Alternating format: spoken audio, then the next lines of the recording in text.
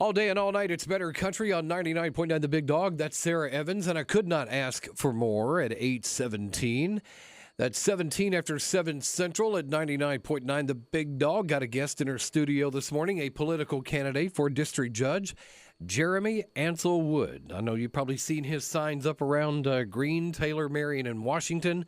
Good morning to you, Jeremy Wood. Good morning, Larry. Thanks for having me on the air again. Good to have you on the Big Dog, and you're running for judge. This would be Connie Phillips' seat. Connie is retiring, and that seat will become somebody's seat after the election that occurs this fall. That's correct. We actually have a primary coming up on May 22nd, and there are 5 people running for the same judge's seat. And the top 2 move forward past May, so top 2 vote getters in all 4 counties. So it's looking like an interesting race this year.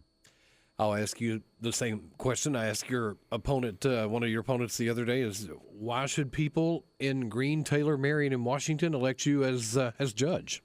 Well, I feel like I bring a unique combination of experience. I've spent time as a defense attorney, spent time as a prosecutor now for the last 4.5 years.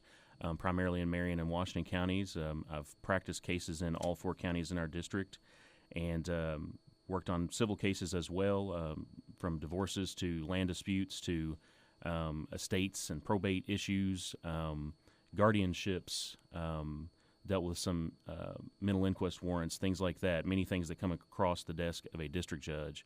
I've been practicing here. My office has always been based in our circuit, in our district, for the last 11 and a half years. And so I definitely have a broad base of experience dealing with all kinds of cases. And I believe everyone needs to be treated with respect when they come through the judicial system, have interaction with the judicial system in any way. You have to be considerate of everyone. If you demand respect for the system and the bench and the robe, you also have to show them respect as well. I think that's very important and a part of the role of the judge to make sure that the decorum of the court system is maintained. I'm also active in the community. I've gotten the opportunity prior to campaigning, but also during the campaign process of getting to know lots of very good people who just want someone who is honest, fair, and will do their job as they're supposed to. I would be dedicated to protecting the rights of the people that come before the court. It's not a system where we want to railroad people or cause them problems. It's just that things come up, and we have rules to follow. And judges are also given discretion to deal with those issues as they arise, as well as our prosecutors and defense attorneys and people in civil cases. So I believe I could make the people of our district proud in observing those principles and applying them fairly to everyone. So I would welcome the opportunity to do that, and I would ask for people to consider voting for me for those reasons. Once a month in the news here at the Big Dog, we report grand jury findings. And the average person who don't have a clue about the grand jury, in each county, we seat a grand jury. That's a body of people who take into consideration a potential crime. I think we say an indictment is only a legal accusation, not implying guilt or innocence. So explain to people about how our grand jury works, about how you would play a role with the grand jury.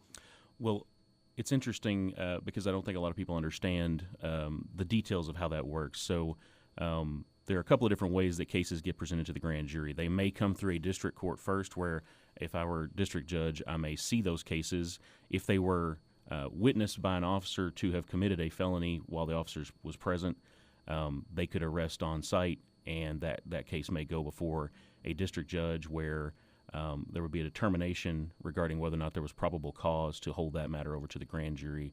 The grand jury would then consider whether or not to indict. A district judge does not take pleas on felony cases. They deal with misdemeanors primarily, but they do have a function in processing those cases and moving them forward. And so the judge has to make a determination as to whether or not there is reasonable cause to believe or probable cause to believe that a crime that's as alleged has been committed. So that is an important part of what a district judge does.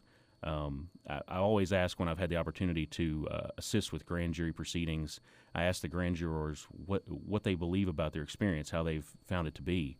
And they always tell me they had no idea that all of these things that they hear about on the news go on here too, and that's definitely something that is true. We deal with all of the normal issues that you hear happening on the news, from murder cases to drug addiction to theft, and many of these things are related and are social epidemics and problems that we're constantly fighting to deal with. So it is a very interesting process. It is also a safekeeping, a gatekeeping process.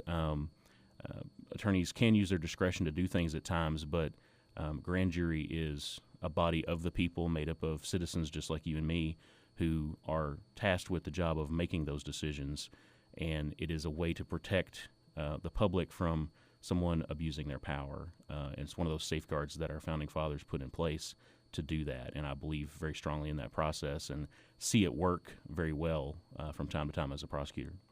Every now and again, I'll meet somebody that tries to get out grand jury duty. How important is it to serve?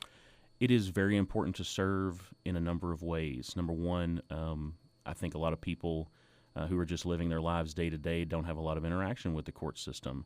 And I think it's important for us to be knowledgeable about what goes on and how things work. And if you have the opportunity to serve, while it may not be the most fun experience you've ever had, I find that a lot of people are thankful to have had the experience. And I think whether you're serving on a grand jury or a petit jury, it is definitely something that you should take seriously. And we appreciate it. By and large, when I have jury trials if I'm in grand jury, I see people taking it seriously, and I very much appreciate that.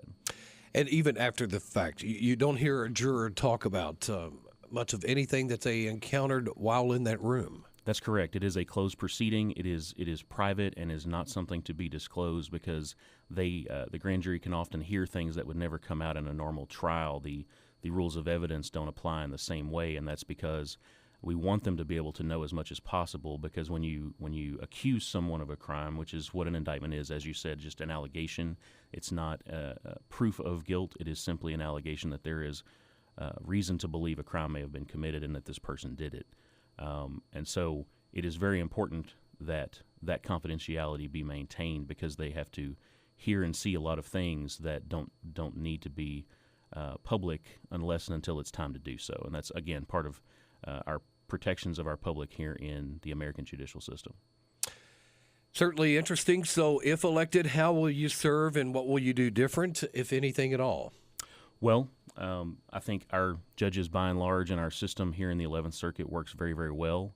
There are constant challenges that the system faces that are presented by addiction, probation violation, various things that come up. And we work pretty well as a team to try and address that. And when I say a team, I don't just mean that the prosecutors and the police gang up on people or anything like that. I mean, we all work together, whether it be defense attorneys, prosecutors, judges, citizens that serve as witnesses, because, police and other folks can't be everywhere all the time. And so we would have to rely upon the cooperation of the public in order to get some things accomplished. So in terms of things that I would do different, I think there are certainly opportunities to have more communication and cooperation. As I've said before, it takes a community to address these issues, because they don't just occur in the court system. We often, the one thing that I regret about the court system is that we often come in after the fact and have to deal with things and deal with consequences, but we don't get as much opportunity to intervene early. And that's one of the great things about the district court system that we have, because we don't have a unified family court.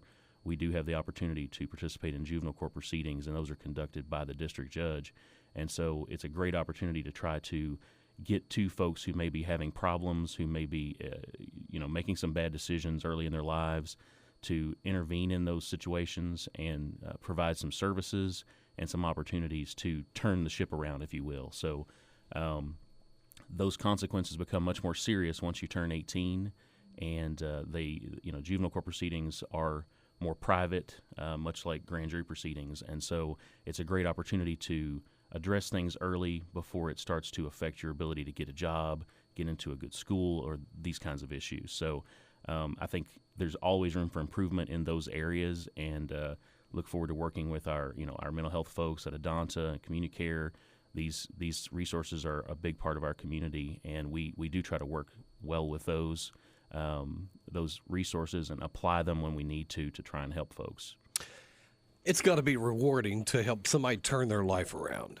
It is, and you can feel that and experience that as a defense attorney, a prosecutor, or just a civil attorney who helps someone get the proper paperwork so that when they go to the hospital, they have powers of attorney or living wills or anything that they might need to have their issues addressed in a timely fashion. They say often that justice delayed is justice denied, and I think being able to be responsive to folks' needs and address those as they need them is also a part of what we try to accomplish. Folks, he's Jeremy Wood in the studio. In closing, what would you like to tell people out there that are thinking about voting for you or haven't made up their mind? I think it's very important, and it wouldn't be unusual to have folks that have not made up their mind yet.